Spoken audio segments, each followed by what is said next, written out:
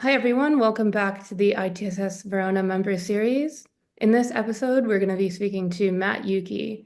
Matt is a freelance journalist and independent consultant with nearly 2 decades of professional experience in Latin America. Based in Panama City, he has extensive experience reporting in Suriname, Paraguay, and other areas of Latin America. His work has been in numerous international publications, and he also provides advisory services for companies seeking to understand and navigate risk in Latin American markets. Thanks for joining us, Matt. Thanks very much for the invite. Pleased to be here. So, to start off, could you provide some background on the historic and current security challenges faced by Panama? Well, when we talk about security challenges, obviously Panama sort of gained its relevance following the construction of the Panama Canal, which was completed in 1914, with US engineers taking over what had previously been a French project. And then since then, that became a major strategic point for the US. I mean, today we often think of the Panama Canal as a trading infrastructure, but in its earliest days, it was really the priority was to get the US naval fleet from the Atlantic to the Pacific without having to go around the whole continent of South America. And for many years, the US Navy developed its or designed its ships to fit into the Miraflores locks in Panama. So that was basically a constraint on how big many ships could get for the US in the early days of the 20th century in the US Navy. So the canal was very strategic, especially for the US. And it had lots of, for a long time, there was something called the Canal Zone, a 5 mile wide stretch of land in Panama that was on either side of the canal. That was essentially US territory. And that was a bone of contention for Panamanians for a long time. In the 60s and 70s, there were a lot of protests by Panamanians. Sometimes these protests did turn deadly, and US Marines stationed in this canal zone owned by the US were responsible for the deaths of some Panamanian protesters. And so in the 1970s, when you get the presidency of Jimmy Carter in Panama, they had a sort of military general called Omar Torrijos, who was not the head of government, but very much the most important person in the country. And he was the one who negotiated with Carter to hand the canal back to Panama. So those treaties were signed in 1977. At the time, Carter really presented this as a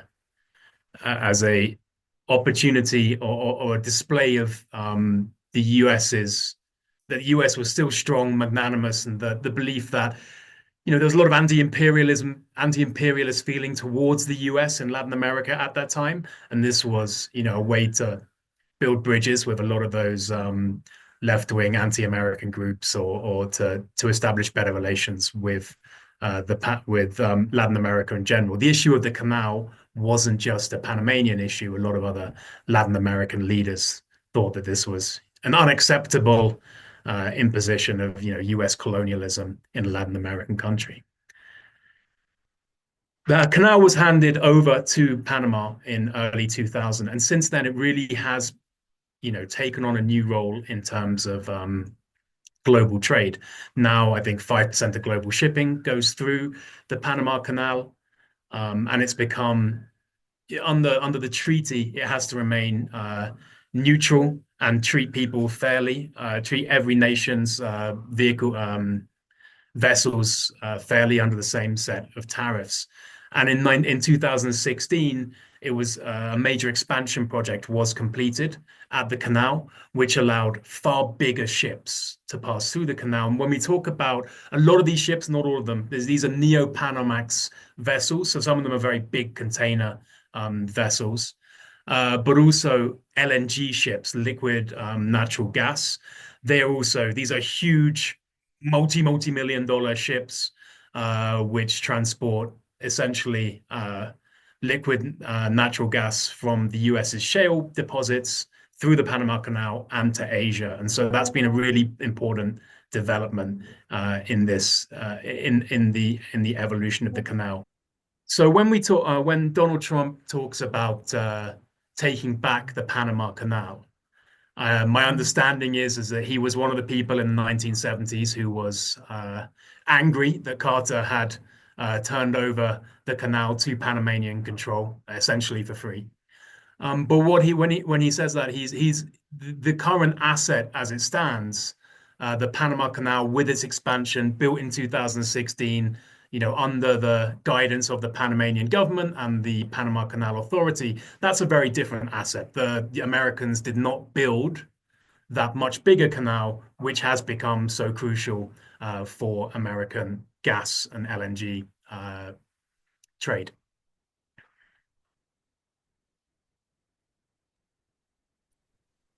Thanks, Matt, for giving us that context.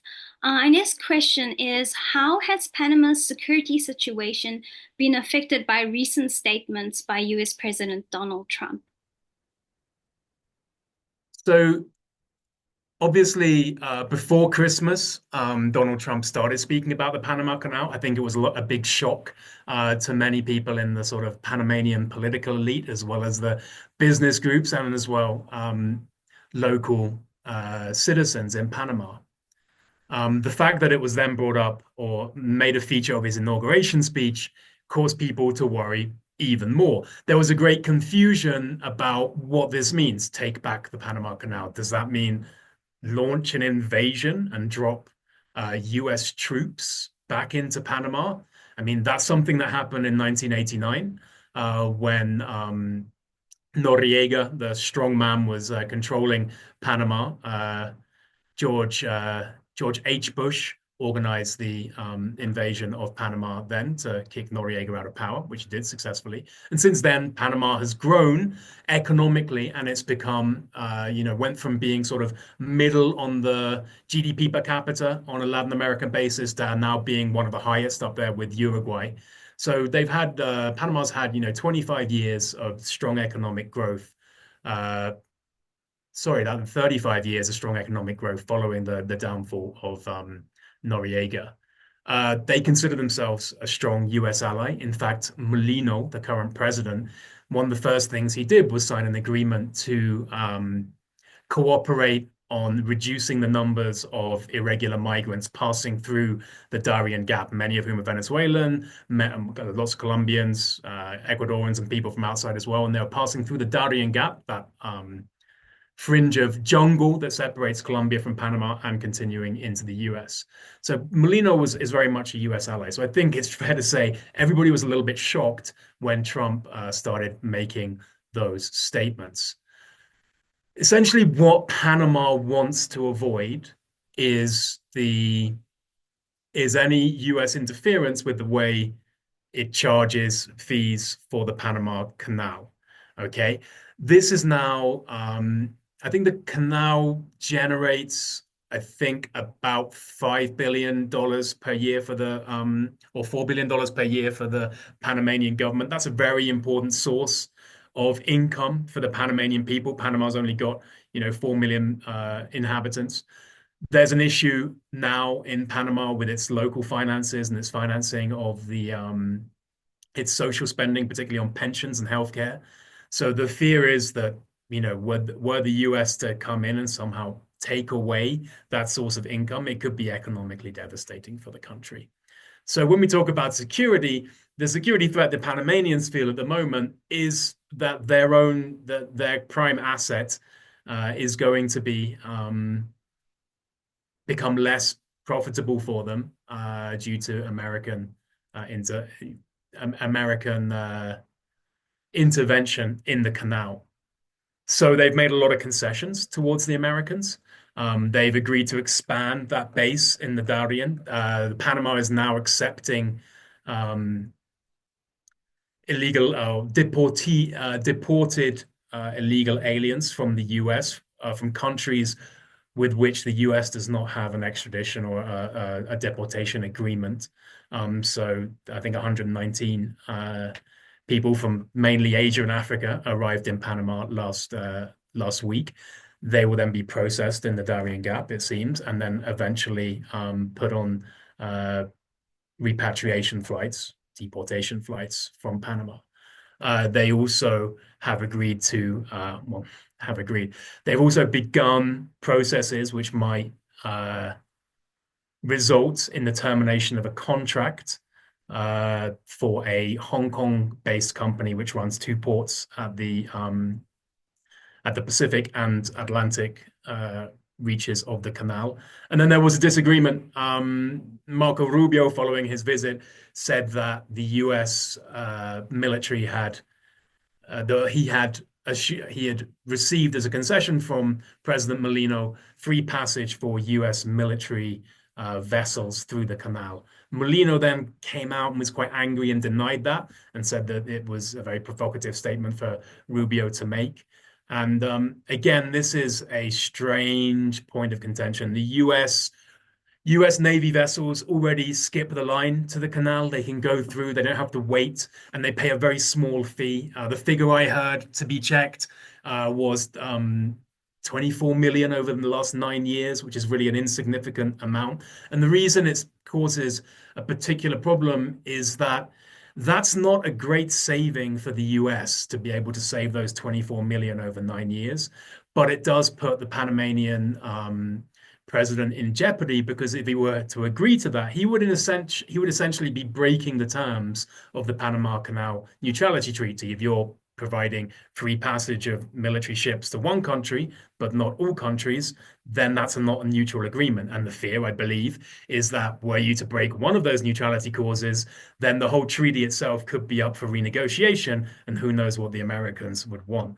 So the Americans are now saying that they want that they believe the canal has been poorly managed, that there are Chinese influences in and around the canal, and that they are happy to help resolve those situations. But in a recent interview, Clava Carone, who's the head of Western Hemisphere or head of the Americas, I'll have to get his position right. He said that we're prepared to help the Panamanians, but we want a piece of it. So yes, that again would be causing Panamanians a lot of concern. Thanks. Yeah, I'd actually like to tap into that conversation on China. What role does China play in today's Panamanian security and business matters? So this is a point that is not often brought up, but Panama switched from recognizing Taiwan to recognizing China in mid-June 2017. Okay, it was a surprise move. Nobody expected it. The US ambassador at the time says that he didn't know about it until a couple of hours before it was officially publicly announced. And everybody I've spoken to in the course of my research says this was handled with utmost secrecy by the Panamanian president at the time, Juan Carlos Varela.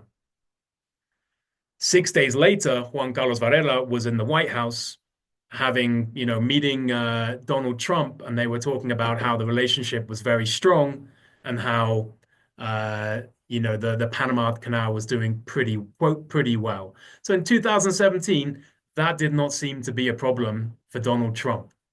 Now, after that, there was a 2-year period in which there was a huge amount of Chinese interest in Panama. I've reported on or researched Chinese investment around Latin America, but I would say on a per capita basis, what we saw in Panama was spectacular. There were agreements to build power plants, metro lines, ports, convention centers, a major new bridge. They wanted to build a Chinese embassy a huge Chinese embassy, I should say, at the mouth of the Panama Canal. There was a free trade agreement being negotiated. There was enormous, and when Donald Trump says now about Chinese signs being everywhere in Panama, that isn't true right now, but that was true in 2018 and 2019. And I had friends who lived in apartment buildings which were essentially all rented out to pretty much Chinese engineers. And there was a lot of interest, and all of these projects appeared to be moving forward. 2019 comes along. I should stop and go back. and say the port concessions were won in 1997. At the time, the US, this was the Hong Kong company, Hutchinson Whampoa, CK Hutchinson Ports. They won that concession in 1997, and in 1998, the American admirals were already telling Congress this is a security threat to have. I mean, they were saying quote unquote communist Chinese, even though it was Hong Kong at the time, in charge of these canals was a security threat. But that was allowed to go on for 25 years with nobody really making much of a fuss about it. And it didn't appear to be an issue when Panama flipped to Beijing and then subsequently went to the White House. So in November 2018, Xi Jinping made a visit to Panama. That was a big deal. There were lots of interest in pushing these Chinese projects forward. People thought that the FTA would be signed before Juan Carlos Varela took office. I was reporting on the elections of May 2019, and I thought this China issue is going to have to become, or is going to have to be, a major issue in these presidential debates. So I sat through many hours of Panamanian presidential debates, and the China issue was not brought up once. That's never been explained to me why. The Panamanian people have not had any say in what's happened. The choice to change diplomatic recognition from Taiwan to Beijing was done quite secretively. The topic of China didn't come up in elections. It wasn't like, there were different political parties proposing different strategies towards the US and China. That wasn't an issue. So the Panamanian people have been thrust into the middle of Cold War II, if you want to call it that, or a trade war because of their canal by their political class. So long story. Then a guy called Nito Cortizo won the 2019 elections. And essentially from that moment on, and again, yet to be explained, all of that Chinese investment I previously mentioned was put on ice. The convention center was built. A cruise center was built. A cruise port was built. However, the bridge stalled. Projects where the Chinese bidders were the lowest bidders for tenders were given to other companies. The power plant and the major port on the Caribbean side, those projects were cancelled and retendered to other companies. And this was all very under the radar. This was not made a big deal about in the Panamanian press. My suspicion is that US diplomatic pressure sort of they got their act together, shall we say, having rather dropped the ball in 2017 and started pressuring, that's my view, the Nito Cortizo government to say, hey, let's calm down on this China, on this whole building relations with China issue. So since then, all of those projects, which you could say that was a very large Chinese investment and, incursion into what the Americans would consider their sphere of influence, that hasn't happened.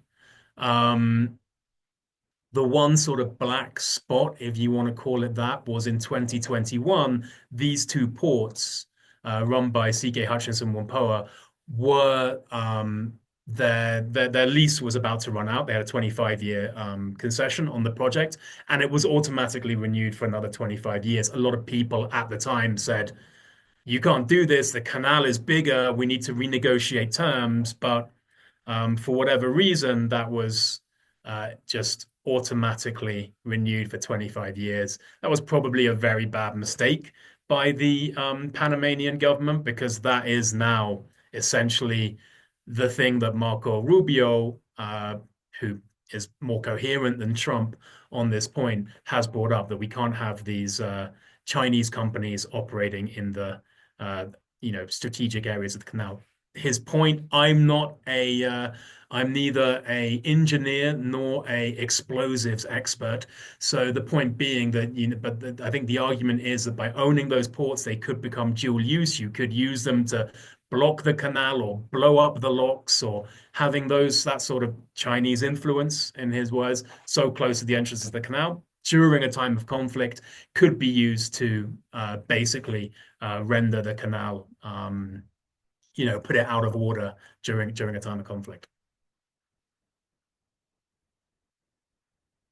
Thank you very much. That's very insightful. Really appreciate you taking the time to answer our questions. And if there's anything else you would like to add, please let us know.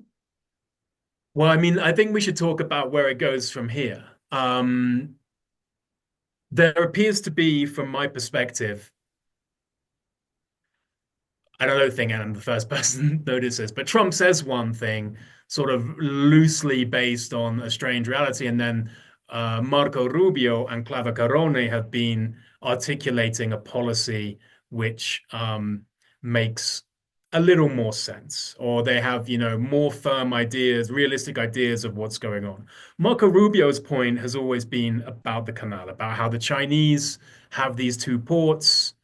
And what the Panamanian government has essentially done is open an audit on those ports, and then subsequently two lawyers have produced a ruling from a legal case against the two ports based on the idea that these are unconstitutional because this is Panamanian sovereign territory owned by or leased to a foreign government, if you can, or a company working on behalf of a foreign government. So there's now two ways that the Panamanians could eventually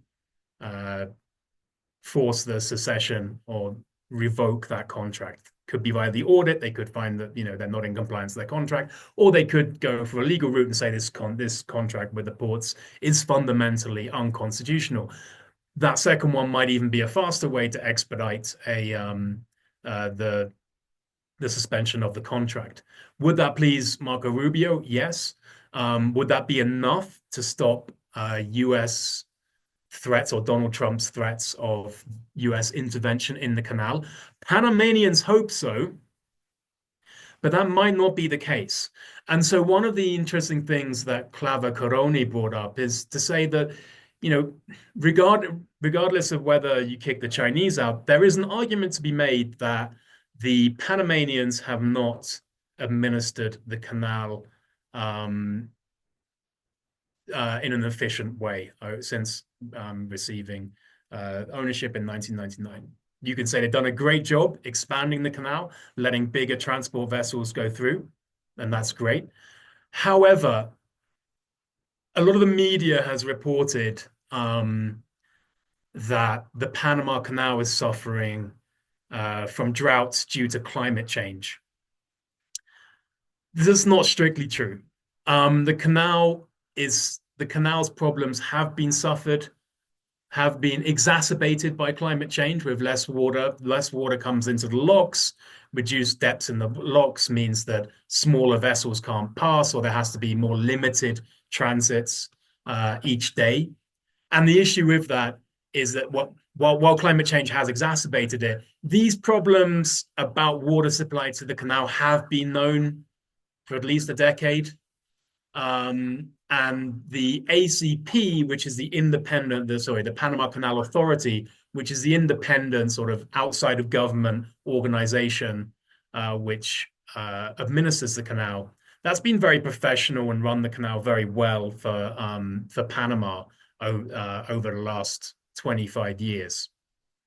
However, the long-term solution to this water problem has been known, and it's basically putting a new dam on a river called the Rio Indio to supply more water to the canal.